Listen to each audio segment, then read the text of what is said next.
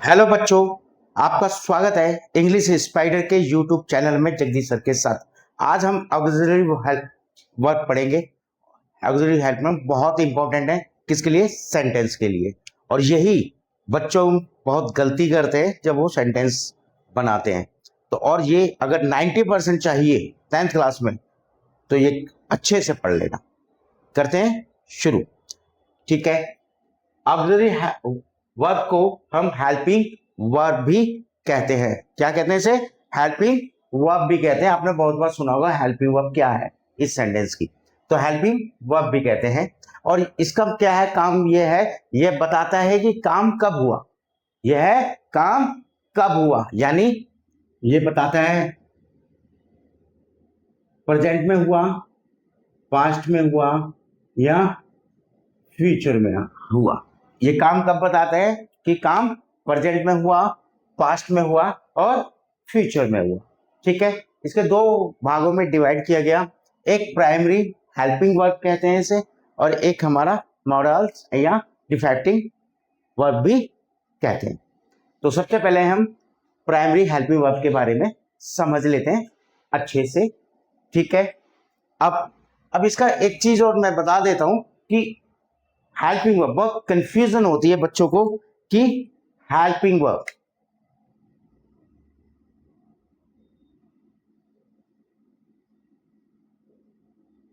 Plus verb और subject,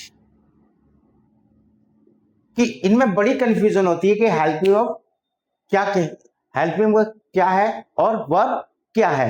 helping verb का मतलब होता है सहायता करने वाली वर्ब। इसका काम क्या है? सहायता करती है। क्या करती है? सहायता करती है किसकी? वर्ब की। सहायता करती है किसकी? वर्ब की। और कोई इसका काम नहीं है, यही काम है कि ये वर्ब की सहायता करती है, इसलिए इसका नाम रखा गया हेल्पिंग वर्ब, यानी सहायता करने वाली वर्ब को। एक एग्जांपल समझते हैं, एक स्टोरी भी सुनाता हूं। देखिए, सब्जेक्ट क्या है? मान लो बॉस, कंपनी का बॉस क्या है? सब्जेक्ट। हेल्पिंग वर्ब क्या है? मैनेजर, कंपनी का मैनेजर। वर्ब क्या है? वर्कर। वर्ब क्या है? वर्कर है। कि मान लो मैनेजर क्या करता है? सिर्फ सहायता, हेल्प करेगा किसकी? वर्कर की। काम कौन करेगा? मेन वर्कर, हीरो कौन है? वर्ब है। सारे काम कौन करता है? वर्ब करती है। हेल्पिंग वर्ब सिर्फ क्या करती है? हेल्प करती है।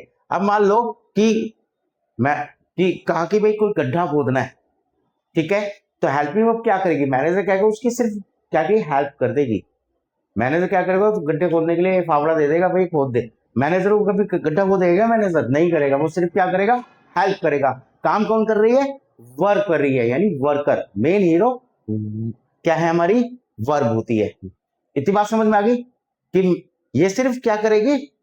हेल्प करेगी। जो उसे जरूरत है, किसको? वर्ब को जो जरूरत है वो हेल्प करती है, बाकी ये कोई काम नहीं, मेन काम करती है वर्ब। इतनी बात समझ में आ गई? आसान है, चलते हैं आगे। अब देखिए primary helping verb. Primary helping verb क्या होती हैं?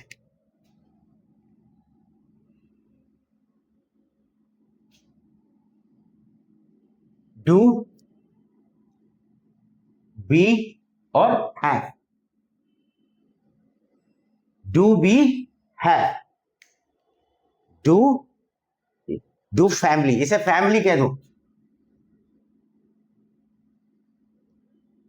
कौन सी? डू फैमिली, बी फैमिली और have family. Do, do family, be family और हैव फैमिली। अब इसका काम होता है करना। ठीक है, क्या काम है? करना। इसका मतलब स्टेट, डिस्क्राइब और आइडेंटिटी, पहचान बताना। और ये और है फैमिली पोजीशंस के बारे में बताती है।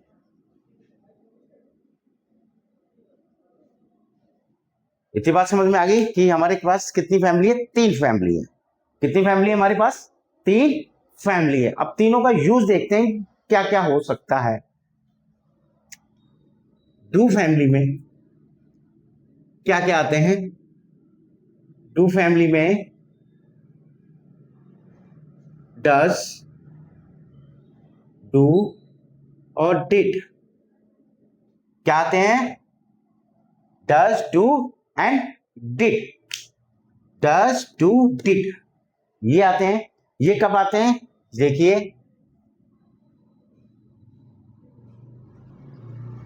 ही, she, it, singular, noun and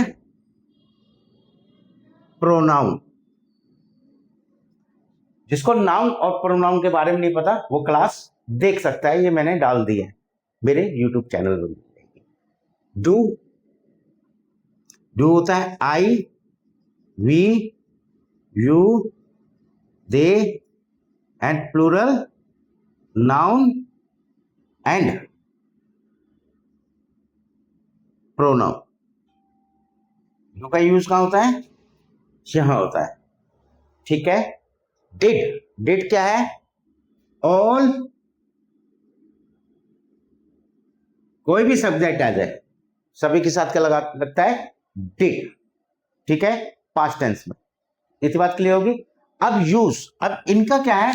use पता होना चाहिए। क्या पता होना चाहिए? यूज क्या है, किस किस में यूज होता है ये?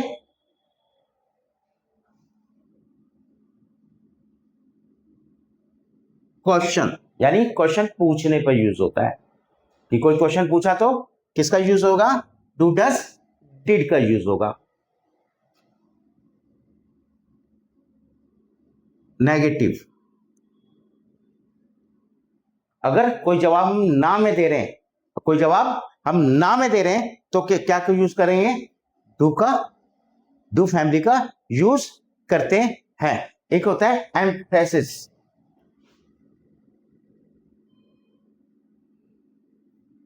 जोर देने के लिए। क्या देने के लिए? जोर देने के लिए, किसी भी चीज पे जोर देने के लिए भी एम्फेसिस का यूज करते हैं। अब एक एक एग्जांपल समझ लेते हैं, ठीक है, कि कहां कहां यूज होगा ये, ठीक है। जैसे क्या तुम जानते हो, क्या तुम जानते हो, तो कैसे बनाएंगे? Do you know, question mark, do you no, इसका मतलब है क्या तुम जानते हो, यानी क्वेश्चन पूछा गया। एक और एग्जांपल देख लेते हैं। शी डिड नॉट सिंग, उसने नहीं गाया, उसने नहीं गाया, इस तरीके से, यानी हमने कोई रिप्लाई किस में दिया? नेगेटिव में दिया। अब एम्फेसिस का थोड़ा सा ध्यान रखना है कि किस तरीके से हो सकते हैं एम्फेसिस वाले।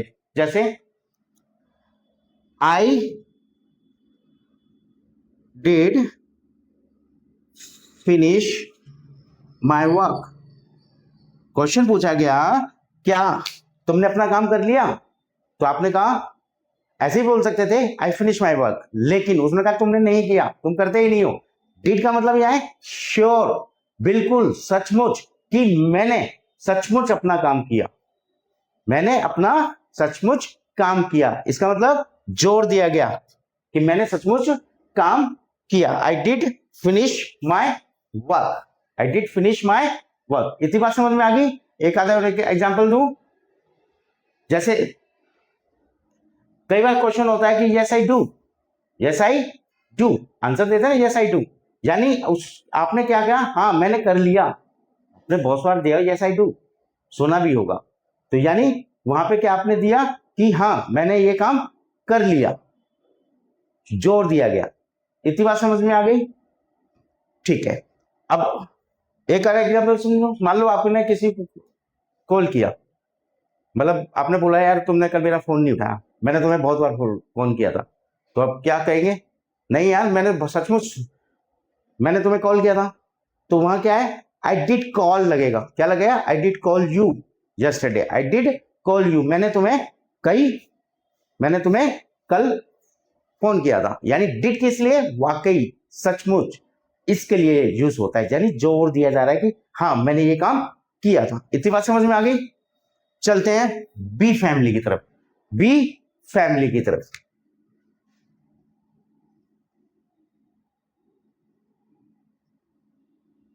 बी फैमिली में present, past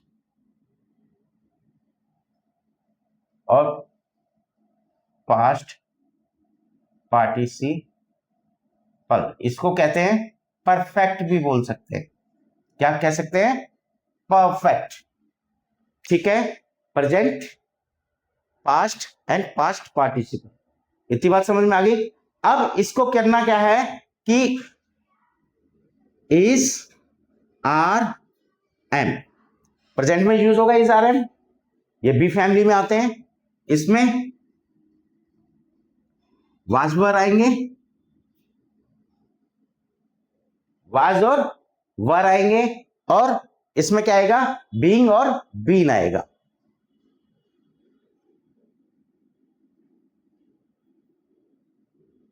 being and be, तीन पार्ट हैं इसके, is are am, was were और बीइंग एंड बी। इतनी बात समझ में आ गई आपको। अब क्या करेंगे? इसके यू ये कहां लगते हैं ये बता दूं, पता ही होगा आपको कि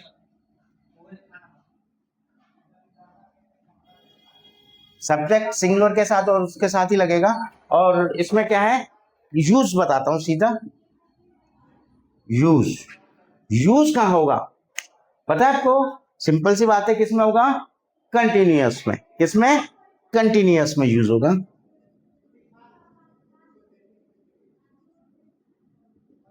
दूसरा किसमें यूज होगा? परफेक्ट में। किसमें होगा ये? परफेक्ट में, नहीं सॉरी, किसमें होगा? पैसिव वॉइस में। किसमें होगा? पैसिव वॉइस में, एक्टिव पैसिव।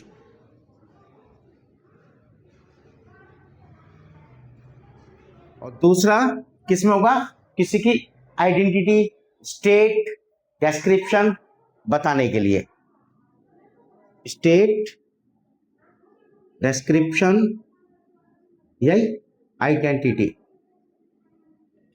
ठीक है, आइडेंटिटी, आइडेंटिटी बताने के लिए, यानी किसी की पहचान बताने के लिए। इतनी बात क्लियर है। एक एक एग्जांपल समझते हैं कैसे हो सकता है। जैसे मैं पढ़ रहा हूं, भाई कंटिन्यूअस हो गया, मैं पढ़ रहा हूं, तो कैसे होगा? I am reading, I am reading. किस में हुआ ये? कंटिन्यूअस में। वह पढ़ रहा था, पास्ट में हो गया, वह पढ़ रहा था, तो ही वॉज रीडिंग।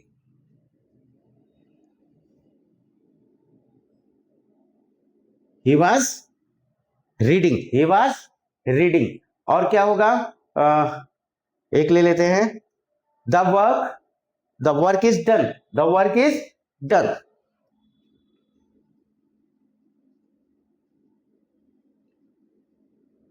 काम खत्म हो गया। लेकिन अब ये इज के साथ कौन सी फॉर्म लगी है? थर्ड फॉर्म लगी हुई है। ये यानी कौन सा टेंस हो गया? पैसिव वॉइस हो गया। पैसिव वॉइस हो गया, इसमें सब्जेक्ट नहीं बोला गया है। स्पीकिंग में बहुत काम आता है। ठीक है, तो ये क्या है? द वर्क इज डन, यानी काम हो गया, काम हो गया, यानी मैंने काम खत्म कर लिया। ऐसे भी बोल सकते हैं, उसमें सब्जेक्ट लाना पड़ा, लेकिन वो क्या हो गया? एक्टिव हो गया। अब ये क्या हो गया? पैसिव हो गया, तो इसलिए क्या होगा? The work is done, the work is done, काम खत्म हो गया। ठीक है, अब चलते हैं बीइंग और बीन। बीइंग और बीन, बीइंग और बीन में क्या है? बीन वाला केस जो होता है, किसमें होता है? पैसिव वॉइस में। ठीक है, कंटिन्यूअस पैसिव में। ठीक है, और दूसरा वाला किसमें होता है? परफेक्ट में। दूसरा वाला क्या होता है? परफेक्ट में होता है। क्या होता है ये? दूसरा वाला किसमें होता है? परफेक्ट में होता है। इतनी बात समझ में आ गई आपको या नहीं आ रही? क्लियर? अब देखते हैं, इसका रूल बता दूं मैं, क्योंकि ये तो हम आगे चल के पढ़ेंगे अगली क्लासों में। ये तो सिर्फ एक समझा रहे हैं आपको कि क्या क्या होता है और कैसे होता है। यूज तो हम जब हम टेंसेस पढ़ेंगे तो इनका यूज होगा ही होगा। ठीक है, तो देख लेते हैं एक बार क्या है, किस किस में हो सकता है, continuous is, are, am, was, were plus being plus third form. Is, are, am, was, were plus being plus third form किस में लगा, ये बीइंग वाले में। किस में लगा, ये बीइंग वाले में, एक्टिव एंड पैसिव वॉइस में। इतनी बात क्लियर है, एक्टिव एंड पैसिव वॉइस में। परफेक्ट में एक और देख लेते हैं, बीन वाले केस में देख समझते हैं। बीन वाला यानी हैज, हैड, हैव, बीन, ये परफेक्ट में यूज होता है। किस में होता है, परफेक्ट में यूज होता है। एक एक एग्जांपल समझ सकते हैं, जैसे she has been a teacher for 10 year. She, ठीक है, she has a teacher for 10 year. इतनी बात समझ में आ गई, ये क्या हो गया, परफेक्ट टेंस में हो गया। ठीक है, she has been a teacher for 10 years. इतनी बात क्लियर हो गई। उसके बाद क्या हो सकता है कि इसमें देख लेते हैं बीइंग वाले में, the room is being closed, या the room is being cleaned, दरवाजा बंद हो गया, या दरवाजा द रूम क्या हो गया, क्लियर हो गया। ठीक है, इतनी बात समझ में आ गई। एक एग्जांपल समझा ही देता हूं यहां पर, द रूम इज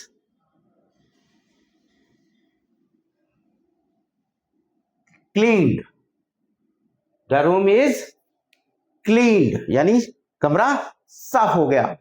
लेकिन इसका ये क्या होगा, पैसिव हो गया। एक्टिव क्या होता है कि मैंने कमरा साफ कर दिया, मैंने कमरा साफ कर दिया। लेकिन यहां क्या है, सब्जेक्ट हटा दिया, सीधा ऑब्जेक्ट को सब्जेक्ट बना दिया, रूम इज क्लीन्ड। ठीक है, जब एक्टिव पैसिव पढ़ेंगे तो पूरा खुल के पढ़ेंगे इनके बारे में। ठीक है, अब चलते हैं पैस हैव वाला, हैज, हैव और had, has, have, had. Space नहीं बचा है, हैज, हैव और हैड, हैज, हैव, हैड। इतनी बात क्लियर हो गई। ठीक है, तो ये वाला बच्चों आपने उतार लिया, राहुल उतारा आपने? अच्छा, समझ रहे थे, उतारो से जल्दी से, ये वाला पार्ट उतारो जल्दी से।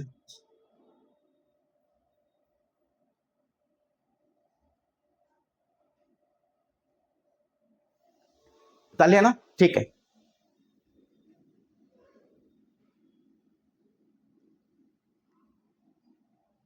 अब देखिए क्या है, हैज, हैव, हैड। ये हैज, हैव, हैड किस में आएगा, he, she, it, singular, noun and pronoun के साथ। He, she, it, singular, noun and pronoun के साथ। ये क्या जाएगा, have, I, you, they and plural noun and pronoun के साथ। तीसरा, ऑल सब्जेक्ट, किसी भी सब्जेक्ट के साथ हेड लग जाएगा। एक एक एग्जांपल समझते हैं। यूज, हाँ यूज बहुत जरूरी है, यूज के बिना तो कोई चीज बनेगी नहीं, यूज पता होना चाहिए हमें। यूज किस में होगा, ये होगा परफेक्ट में। कौन से टेंस में होगा, परफेक्ट टेंस में होगा। और दूसरा यूज होगा, दूसरा यूज किस में होता है, परफेक्ट पोजीशन, यानी अधिकार, स्वामित्व बताने के लिए, स्वामित्व बताने के लिए। एक एक एग्जांपल समझते हैं फास्ट। जैसे I have finished my work, मैंने अपना काम कर लिया, मैंने अपना काम कर लिया। तो हिंदी लिखूं क्या? नहीं जरूरत है ना, लिख देता हूं, बहुत कमजोर बच्चे भी नहीं समझ में आता उन्हें। मैंने अपना काम खत्म कर लिया। ठीक है, आई के साथ क्या लगा दिया हमने? हैव लगा दिया। ठीक है, आई के साथ क्या है? हैव है यहां पर। उसने अपना काम खत्म कर लिया, उसने यानी सब्जेक्ट क्या हो गया? ही। क्या हो गया? उसने अपना काम खत्म कर लिया है। ठीक है, खत्म कर लिया है, ये भी यहां रख लेना। ठीक है, अब ही हैज फिनिश्ड,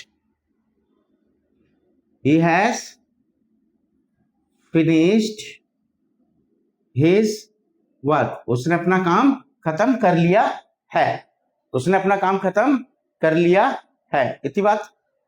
ही के साथ यही है तो हैज लग गया। ठीक है, वैसे ये टेंस में आएगा आपके। ठीक है, और एक एग्जांपल और समझते हैं, लास्ट है।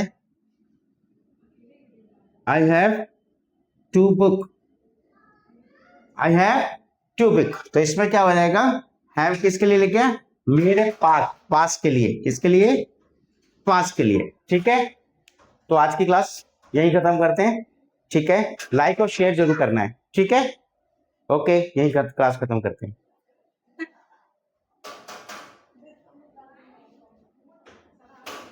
तो बच्चों आपने सारा नोट डाउन कर लिया होगा, तो अब एक एक एग्जाम्पल समझते हैं और सारी चीजें क्लियर करते हैं। ठीक है, इतनी बात। ठीक है, सबसे पहले डू फैमिली से बात करते हैं। जैसे इसमें लिखा, क्या तुम जानते हो? क्या तुम जानते हो? तो कैसे लिखाएंगे? Do you know, do you know, question mark. ठीक है, क्या तुम जानते हो, तो डू का यूज कहां हुआ? पहले। किसके लिए? पूछने के लिए, जब हम क्वेश्चन पूछा जाता है। इतनी बात क्लियर होगी। अब करते हैं हम नेगेटिव की बात।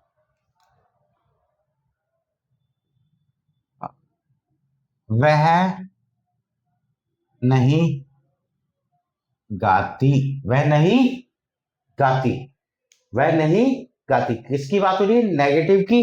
तो शी डज नॉट सिंग, वह नहीं गाती। किसमें बात हो रही है? प्रेजेंट में, सिंपल सी बात है, वह नहीं गाती। जोर दिया गया, जैसे किसी ने पूछा कि तो क्या तुमने काम खत्म कर लिया, तो तुम कहते आई फिनिश माय वर्क, वो कहता है नहीं तुमने नहीं काम खत्म किया, तो क्या हो गए? आई डिड, यानी जोर दोगे कि नहीं मैंने अवश्य अपना काम खत्म कर लिया। ये देखिए, तो क्या होगा? जोर देने के लिए I did finish my work, इसका मतलब अवश्य, सचमुच, वास्तव में। इसका मतलब ये छुपा हुआ था, बोलने की जरूरत नहीं है। क्या भी वैसे भी बोल सकते हैं, स्पीकिंग में कुछ भी चलेगा, कुछ भी कह सकते हो, उसमें कोई जरूरत नहीं है। हाँ, टेंस को माइंड में रखना है, बाकी कुछ भी गलत बोलो कोई दिक्कत नहीं। स्पीकिंग वो पार्ट है, लेकिन उसके लिए ये ऐसा नहीं कि तुरंत आ जाएगी इंग्लिश। अगर इंग्लिश ही इतनी आसान होती ना, तो ये जो करोड़ों लोग मजदूरी कर रहे हैं ना, वो मजदूर नहीं मिलते कंपनियों के अंदर। ग्रेजुएशन लेवल तक के हैं वहां पर। ठीक है, तो इंग्लिश को बहुत स्ट्रॉन्ग करने के लिए बताएंगे क्या ट्रिक है और कैसे करेंगे। ठीक है, आगे चलते हैं।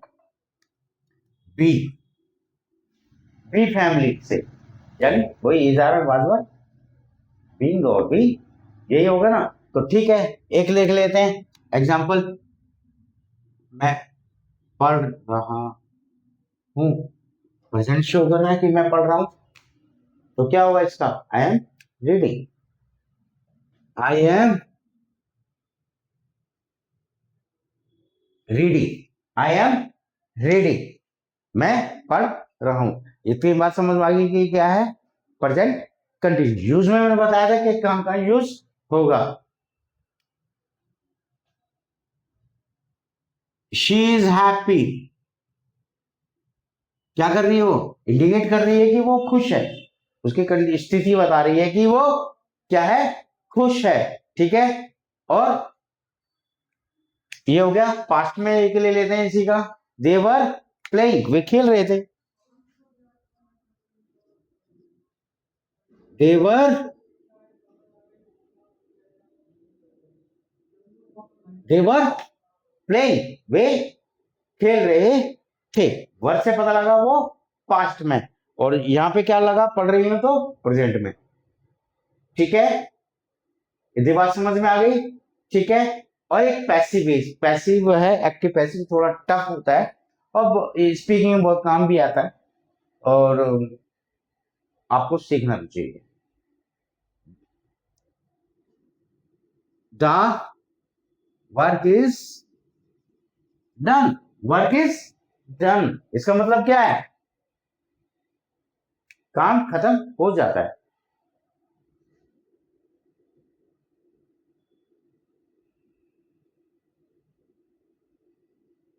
काम खत्म हो जाता है, यानी इसमें करने वाला नहीं है, इसमें ऑब्जेक्ट को क्या बनाया गया है, सब्जेक्ट बनाया गया है।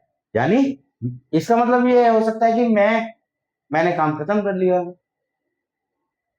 इसका सब्जेक्ट नहीं है यहाँ पे, तो यानी खत्म, काम खत्म हो गया, काम खत्म हो गया, काम खत्म हो गया, तो ऑब्जेक्ट को पहले बनाया गया, तो द वर्क इज डन, बस दैट्स ओके।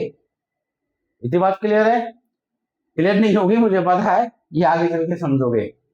ठीक है, तो सबसे पहले प्रोनाउन आपको सीखना पड़ेगा, फिर आपको सब्जेक्ट पहचानना पड़ेगा, उसके बाद हेल्पिंग नाउन, फिर आगे वर्ब भी पढ़ताएंगे, वर्ब होती क्या है। खेल तो अब यहां से चालू हुआ है, खेल यहाँ इंग्लिश का खेल कहां चालू हुआ है, यहां से। ठीक है, अब हैज हैव का मतलब समझ लेते हैं, यूज मैंने पहले ही बता दिया था। एक ही एग्जांपल ले लेते हैं, I have finished my work, मैंने अपना काम खत्म कर लिया। अब ही होगा तो क्या होगा, he has finished my work, उसने अपना खत्म, सिंगुलर है तो हैज आ गया, प्लूरल है तो हैव आ गया। अब क्या हो जाएगा, पास्ट ले लेते हैं कि दे हैड फिनिश्ड माय, यहां ही जाएगा, सॉरी यहां ही जाएगा, और यहां देयर वर्क, भाई तीनों अलग अलग हो गए, हैज हैव हैड का यूज कर लिया हमने। एक और ले लेते हैं पोजीशन का, जो मैंने लिखवाया था, पोजीशन मतलब उसका स्वामित्व क्या है, मेरे पास एक पेन है, मेरे पास एक घर है, मेरे पास कार है, मेरे पास पेन है, मेरे पास भाई है, मेरे पास बहन है, मेरे पास माँ। एक डायलॉग याद है गंजीर का, मेरे पास माँ है, कैसे लिखोगे, आई हैव मदर,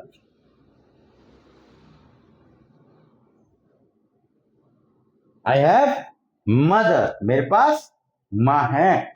तो ये भी क्या है, जो चीज तुम्हारे पास है उसके लिए भी एज एफ का यूज होता है। इतनी बात समझ में आ गई या नहीं आई? ठीक है, अब इसमें एक चीज अब बीइंग में देख लेते हैं, बीइंग क्या है। एक देखिए, ये एक बेस फॉर्म होती है, यानी बीइंग और बीइंग, इसका मैं अलग से एक टॉपिक बना लूंगा, क्योंकि ये परफेक्ट में और एक्टिव पैसिव में यूज होता है, तो यहाँ पे मैं पढ़ाऊंगा तो हो सकता है you will be confuse to understand how to use both. ठीक है, तो आज तो नहीं है, लेकिन नेक्स्ट वीडियो में बनाऊंगा इसका। ठीक है, तो आपको ये दोनों समझना है बस, कि भाई बी फॉर्म में ये भी है। अब आ जाते हैं मॉडल और डिफेक्टिव, मॉडल और डिफेक्टिव। भाई मॉडल में और डिफेक्टिव कहते हैं, डिफेक्टिव मतलब तुम्हें पता ही डिफेक्टिव का क्या मतलब होता है, मतलब उसमें कोई कमी है, कोई कमी है, तो इसे डिफेक्टिव भी बोलते हैं। प्योर मॉडल में ये आते हैं can, could, may, might, shall, will, could और वर, वुड। तो इसकी ये हिंदी होती है, आपको याद करनी है। कैन कह सकता है, कुड का सकते हैं, मे हो सकता अनुमति है, माइट सकता था, शैल गागी के, विल गागी के, शुड चाहिए, और वुड गागी के। इसके साथ एक चीज याद रखने वाली बात है, मॉडल के साथ हमेशा वर्ब की फर्स्ट फॉर्म आती है। क्या आती है? वर्ब की फर्स्ट फॉर्म आती है। ये आपको सिर्फ याद करना है, ये बहुत बड़ा टॉपिक है, कोई छोटा टॉपिक नहीं है। तो इस मॉडल की एक क्लास बनाऊंगा, बस आपको यही याद करना है, इसे अकेले समझाऊंगा आपको, ज्यादा दिमाग नहीं देना आपको। इतनी बात क्लियर। अब इसमें एक और हैव टू पड़ेगा, इसका पड़ेगा पड़ता है, यूज टू किया करता है, एबल टू सक्षम, और डे टू स्टार्ट। ये सेमी मॉडल क्यों है? क्योंकि ये हेल्पिंग वर्ब की तरह भी यूज होते हैं, तो इसका भी यूज है, पर पहले इन वर्डों को आपको याद करना पड़ेगा। ठीक है, इतनी बात है। अब एक चीज और समझ लो, ये जो बीफ यहां से ये प्राइमरी वाली है, ये याद रख लो, बिग फैमिली है।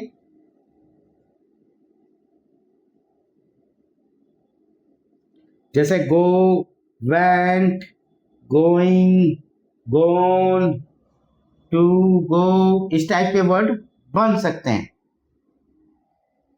इस टाइप के बन सकते हैं बिग फैमिली। ये मॉडल क्या होते हैं? स्मॉल फैमिली, बस मॉडल प्लस और कुछ नहीं, और इसलिए इसे डिफेक्टिव भी बोलते हैं। इतनी बात क्लियर है? तो आज की क्लास यहीं खत्म करेंगे। अगर पढ़ना है अच्छे से पढ़ना है और 90 भी लाना है तो सब्सक्राइब भी करना मत भूलिए। ठीक है।